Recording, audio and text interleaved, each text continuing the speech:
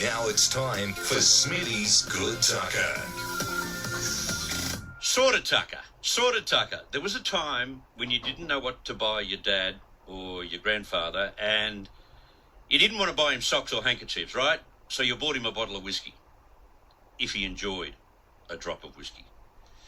And maybe whiskey has always been considered more of a bloke's drink. I guess it would be. There are some amazing Australian gins available with all sorts of different botanicals added in nowadays, and a new gin distillery seems to pop up almost every week. But what about the Australian whiskey makers? Are they keeping up? And what do you add to a whiskey to make it taste different to another? I had a teacher who used to love his whiskey, and he always used to say, only on the rocks. What are your thoughts on whiskey? If you want to be part of the conversation, 131873. Oliver Maruda is a co-founder of the Whisky List, Australia's largest marketplace for whiskey. And he joins us right now. Oliver, welcome to the program. Hey, Chris, how are you? I'm very, very well. Is that a fair comment about Australian gins? They have taken off, haven't they? They have, and the entire industry has exploded, but the Aussie whiskey is catching up very, very quickly. Like when I think of really classy whiskey, Australian whiskey, I think of Lark, which has won some international awards, right? Yeah, Lark actually started the entire sort of Australian whiskey scene back in 1992, but now, as of today, there's about 80 distilleries that have whiskey on the market. 80 distilleries. Wow. And how are we regarded as Australian whiskey makers? I guess the industry's kind of going through its sort of growth phase in its infancy, but we've got so much great whiskey down under. Like, we should be drinking local. There's an amazing, different diversity of flavors available. Every state, every territory has some form of whiskey making now, pretty much. So there's lots of choice for Aussie drinkers to try something new. So we don't need to go to Scotland or Ireland to get a good whiskey. And before we go any further, we should define the difference. Scotch whiskey to Irish whiskey, Oliver? Well, Scotch is made in Scotland. That's the main thing. It's a minimum 3 years over there to be aged in an oak cask or wood cask. Basic 3 ingredients to make whiskey: barley, water, and yeast. You make basically a simple beer. You distill it twice, and then age it for minimum 3 years in an oak cask. For Australian whiskey, we follow the same terms, but we only have to age it a minimum of 2 years in Australia to call it whiskey here. What about Irish whiskey? They obviously they do a little bit similar to the Scotch, but they tend to distill it 3 times is the main difference over there. What tastes better, do you think? I'm really enjoying my Aussie whiskies at the moment. There's so much flavour, there's so much diversity here. I'm really enjoying the Aussie whiskies. Okay, I've got a question here from one of our listeners in Lane Cove. Ben, go right ahead. Oliver is your man.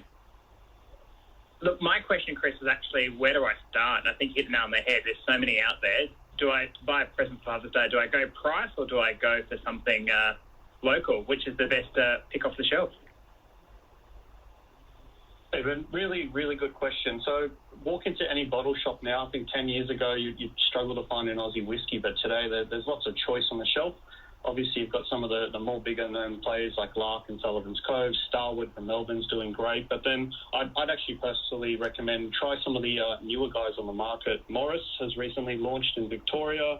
Springbane Obering from Tasmania are highly regarded. And there's a new group from Wollongong called Headlands Distillery we've been working very closely with. They cost around $100 a bottle. Really top whiskey, aged minimum 5 years. So really recommend them. Headlands, Wollongong.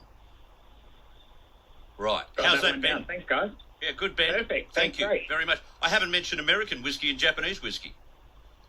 So, Americans, obviously, they've got slightly different rules to the Scotch. They make bourbons and ryes, and basically the main point of difference there is they can only mature their bourbons in a virgin oak cask once, and then they can't reuse that cask, which is great for the Australians and the Scotch and the Japanese, because they take those bourbon casks, and then we can mature whiskey in those casks, which we call ex-bourbon casks, and that gives a very strong vanilla flavour note to the whiskey, which is great. Oh, vanilla flavour note. Is Irish whiskey regarded as light? I would say it's a bit lighter and fruitier in style compared to some of the others on the market, yes. Okay. Robert has phoned through. Rob, go ahead. Oliver is listening. G'day, Chris. G'day. G'day, Oliver. was gifted 2 bottles of Johnny Walker Black Label, which obviously clearly you know the age to those. But when I calculated back the age of the time the person received them, I'm sort of back about 40 years. Now, I understand from what I've researched, whiskey doesn't sort of get better in the bottle with age, although I've opened one bottle and it's completely different, but that's another story. Is there any way to determine exactly how old the whiskey is? Really good question, Robert. So, yes, you're correct. Whiskey can only mature when it's in the oak cask. Once it's taken out and put into glass, it doesn't mature anymore.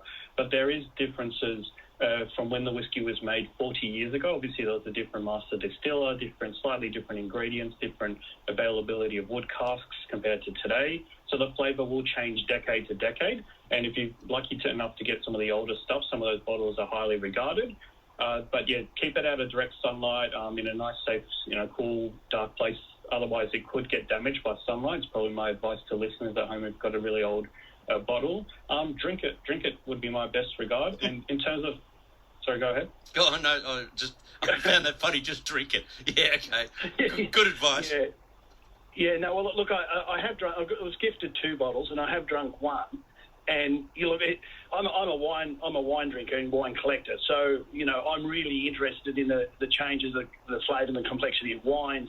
So this opening one of these bottles was a real big interest to me, and I enjoy whiskies, buying them and drinking them. So I noticeably the difference in the flavour was there. It was incredibly different, and I have been storing it well. But I don't know. I just want to know exactly how old it is because I think it adds to the story. It does add to the story. Look, unless it's got a date on the back or something like that, and some distilleries do, the best way to sort of Google is the label.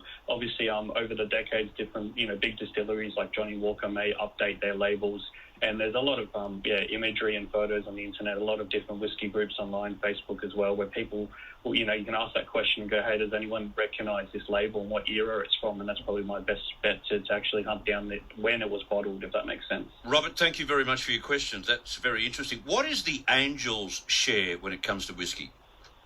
Angel's share, really good question. So basically, when you put your whiskey in a cask to mature, whether it's minimum 2 years in Australia or 3 years in Scotland, each year, obviously, the whiskey interacts with the wood. In summer, it goes into the wood. In winter, the wood contracts and it expands, and that's what gets the flavour out of the cask. It could be a sherry cask, an ex-bourbon cask, and that whiskey spirit, as it's maturing, is interacting with the wood. Each year, because of that interaction and different temperatures inside the bond store where the whiskey is maturing outside, a little bit will evaporate.